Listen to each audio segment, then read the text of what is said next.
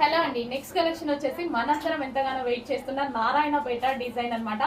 ఆ డిజైన్ కూడా చాలా మంది అడిగారు. సో యాక్చువల్ గా ఈ డిజైన్ ఫస్ట్ టైం వచ్చిందండి, తర్వాత మళ్ళీ రాలేదు. మళ్ళీ చాలా డేస్ తర్వాత రీస్టాక్ చేయించడం జరిగింది అనమాట. సో కస్టమర్స్ రిక్వెస్ట్ కోసం పర్టికులర్ గా ఈ డిజైన్ అడిగారు. సో ఈ డిజైన్ స్పెషల్ రీస్టాక్.